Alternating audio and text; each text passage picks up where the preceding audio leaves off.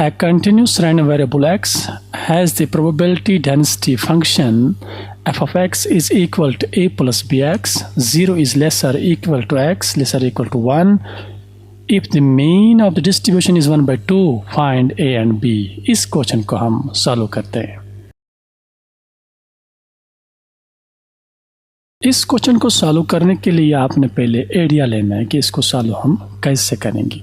तो ये जो यहाँ पर ये बता रहा है if the mean of the distribution is 1 by 2, इसका मीन 1 by 2 है, तो इसका मीनिंग यहाँ पर हमें इसका मीन निकालना पड़ेगा। We know that mean of the distribution, continuous distribution is x function of x and dx. तो हमारे पास जो function f of x is here a plus bx.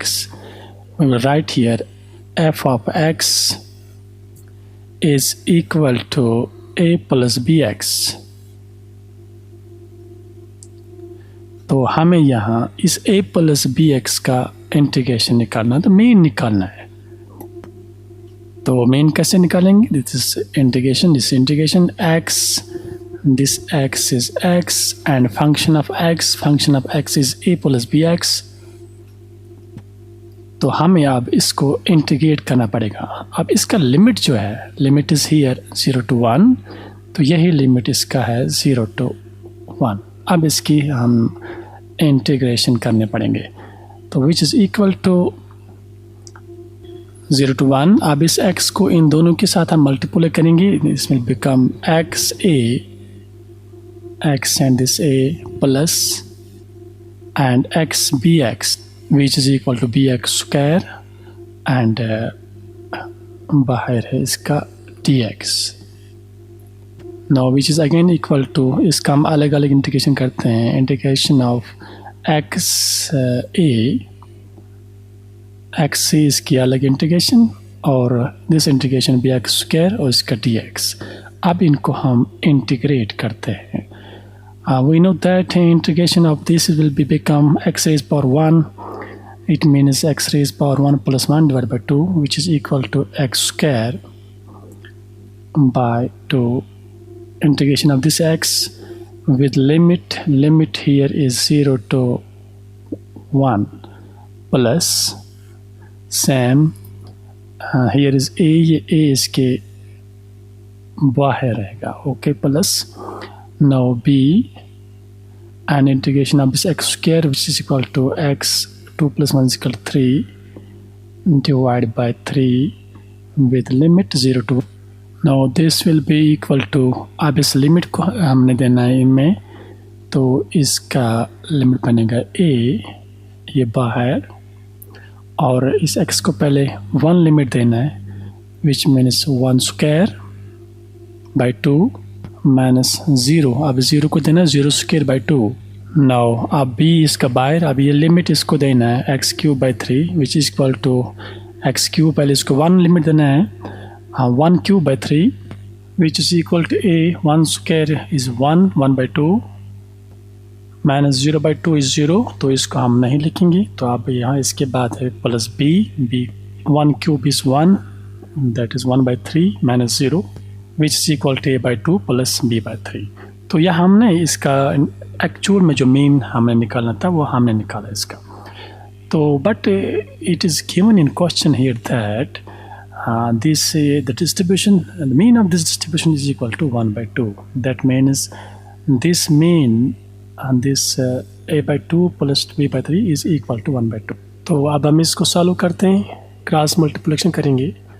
यहाँ पर बनेगा 3 into a is equal to 3a and 2 into b is equal to 2b, 3 into 2 which is equal to 6 which is equal to 1 by 2। फिर हम इसको इस 6 को इस 1 के साथ मल्टीप्लाई करेंगे, ये बनेगा 6 1 is 6 by 2। अब हम 2 1 is 2 2 3 are 6, तो इक्वेशन बनेगी 3a plus 2b is equal to 3। तो इसका हम नाम रखेंगे 3a plus 2b is equal to 3। ये इक्वेशन फर्स्ट बनी हमें। लेकिन कैसे निकली ये इक्वेशन, यह हमने चेक किया कि इसका जो मीन दिया हुआ था, इसका जो मीन 1 by 2 दिया था, इसमें हमने इसको निकाला। अब आप इस पे गौर करिए, यहाँ पर क्या लिखा है, प्रोबेबिलिटी डेंसिटी फंक्शन। ये तब ही डेंसिटी फंक्शन होगी जब इसमें, यहाँ पर मैं आपको दिखाता हूँ, जब इसमें when f of x dx is equal to 1, हम तब ही कह सकते हैं इस फंक्शन को, ये डेंसिटी फंक्शन है, जब ये कंडीशन इसमें फुलफिल होगी, f of x dx is equal to 1। तो इसका लिमिट दिया हुआ है फ्रॉम 0 to 1, तो अब हमने इसको अगेन इंटीग्रेट करना है विद रेस्पेक्ट टू dx, और that is equal to 1। Now ये फंक्शन है 0 to 1 a plus b is equal to 1, इसको हम अगेन इंटीग्रेट करेंगे तो ये बनेगा हमारा, तो इसकी integration a x plus b x square divide by 2, ये इसकी इंटीग्रेशन है, सिंपल है ये, लिमिट इज 0 to 1।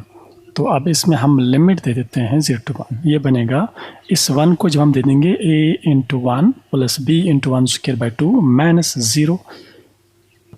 ये 0 क्यों लिखा मैंने, क्योंकि यहाँ पर हम 0 डालेंगे तो 0 बनेगा, यहाँ पर 0 डालेंगे तो ये भी 0 हो जाएगा, इसलिए माइनस मैंने यहाँ पर 0 लिखा। तो ये हमारी कंडीशन, हमारी जो इक्वेशन यहाँ बनेगी, ये a और plus b by 2 which is equal to this 1, क्योंकि ये तभी डेंसिटी फंक्शन है जब इक्वल टू 1 होगी। अब हम इस इक्वेशन को क्रॉस मल्टीप्लिकेशन, तो यहाँ पर 2a plus b is equal to 2 into 1 is equal 2, ये हमारी सेकंड इक्वेशन बन गई। अब हम इन दो इक्वेशंस को सॉल्व करते हैं, ये दोनों लीनियर इक्वेशंस है, तो ये लीनियर इक्वेशंस है, इनको हम सॉल्व करने के लिए या मिडिल टर्म सेम लाने पड़ेंगी, तो हम इस सेकंड इक्वेशन को 2 से मल्टीप्लाई करते हैं। तो 2 से मल्टीप्लाई करने के बाद 2 2s are 4, 2 1s are 2 and 2 2s are 4। तो यहाँ पर अब हम इसको माइनस करते हैं, इन दो इक्वेशंस को, यहाँ पर माइनस, यहाँ पर भी माइनस, यहाँ पर भी माइनस।